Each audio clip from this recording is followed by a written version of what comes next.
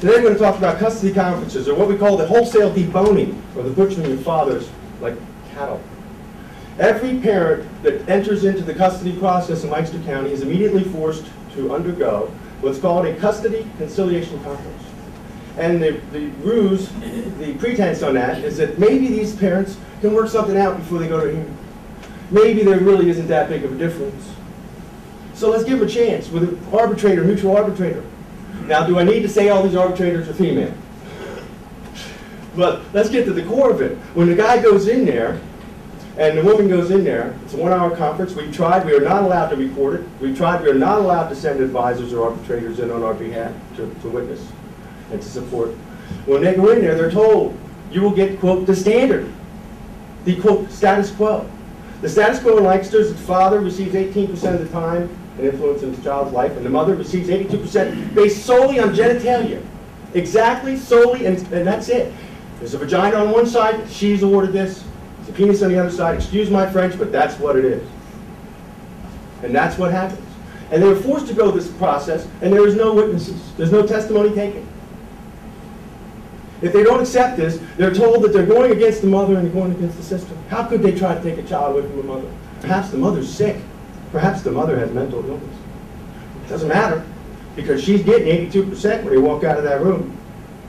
And then if he wants to fight it, now he's already been through the PFA, he's lost thousands of dollars, had no chance there. He's gone through demonic relations, he's got that 92% female impact over there, he's got ordered to pay some humongous amount of money, not even allowed to write off the legal fees that he's paying. Now he goes into this process, and before he's allowed to go to court and have a hearing, he's reduced to 8 to 18% of his child's life. And this is a process that's run by Judge Lou Farina. He handpicks the custody conference officers. There's no record taken. There's no law to predicate that. There is no law in America that says a man is automatically deprived of time with his child and a woman is benefited because of sexual gender.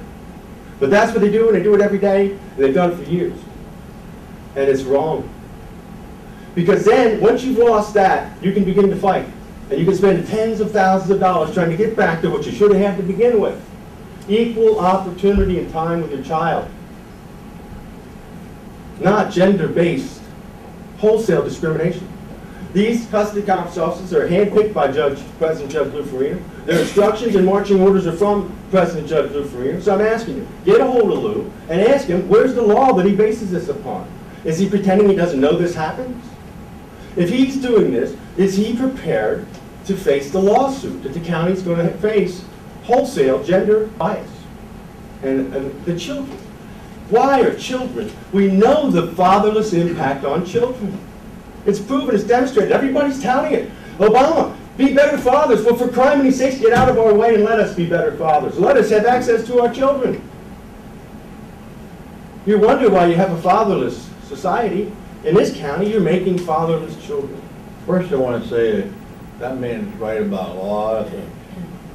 But Lancaster County, we're still in the dark ages. We really are. Men are just as good of parents as women. They can provide just as women can. Children tend to copy their parents.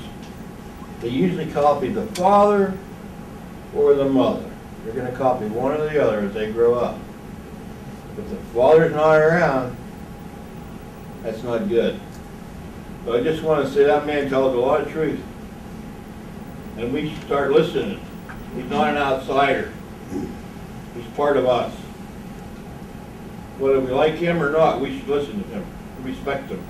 Respect his ideas and what he's saying. Because he's a smart man, I'll tell you right now. He makes a lot of sense. If there's any way I can help him, Commissioner, I'll help him. If there's any way I can help you, I'll help you. The other thing that happened in the conciliation is, at the end of it, the conciliator said, well, I can see we're not going to come to a conclusion here, we're not going to come to an agreement. She said, all you have to do now, Mr. Rowland, is sign the bottom of this paper saying that you were here. Well, I had already been warned by other men that have been through this, that you don't sign the paper if you don't agree with what's there. And there was nothing there. And she was asking me to sign a blank piece of paper, and I refused. Later, when I called for special relief in front of Judge Workman, he said the same thing, that signing that paper just meant that I was there. I've looked up the local rules, and It's not written anywhere. So I think things have been done wrong for so long that they don't know the difference. They don't know what's right and what's wrong. You know, I've heard of other fathers signing a paper and conciliator writing an order in it that the father didn't agree with, but when he got to court, they said, well, you already agreed to this, you signed the paper. And, you know, now he's got to spend another $30,000 or something just to fight something that he shouldn't have had to fight. There's a lot of imbalance, and I just wanted to bring that to your attention. My instance with one particular conference officer has just been an absolute nightmare. It's Linda Parsons, and I'm not afraid to say that because everyone that I talk to who goes through this woman says the same exact thing. I had representation at the time, and through talking to my attorney, even he said, I cannot change this woman, you're screwed. He actually called her words that I won't say here, and they know what they're going against when they go up against her. Because I know we ask a lot of you because you guys are our only really channel, you know? I mean, we can go in and fight in court and fight in court and fight in court, and Ben's right. The minute we say one word wrong, we're attacked. I think that some of these people are just as unethical as somebody else on the street hitting somebody over the head with a hammer. They're just doing it in a different way.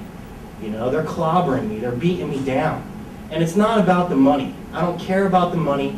I told you guys before, if somebody said, Nick, it's going to cost you $100 grand to get your child, you know, equal time, I will come up with the money. But these guys go, they spend their life, 7 years, hundreds of thousands of dollars only to get played out by the system. And the only reason why he has this kid and everybody knows it is because she got put in jail. Somebody finally listened. My ex is a hard-working woman. She's a teacher. She's relatively an ethical lady. I'm the same type of guy. We all have issues.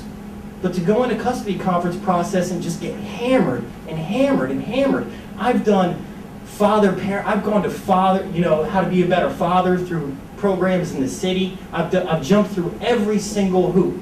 And you know what they told me the last time I was there after a year of litigating? And what Ben said is quote unquote, standard, status quo. Are you kidding me? I'm a standard dad, 18%? No. All I want to do is be able to teach my daughter how to read, you know, allow my daughter, have some influence in her education, you know, be there when she wakes up.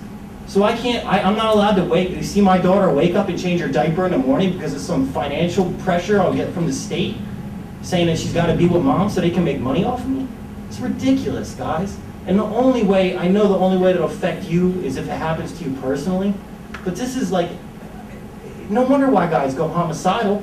We've been strong enough to keep it together. But Lancaster County, we're still in the dark ages. We really are. Men are just as good of parents as women. Do you really want to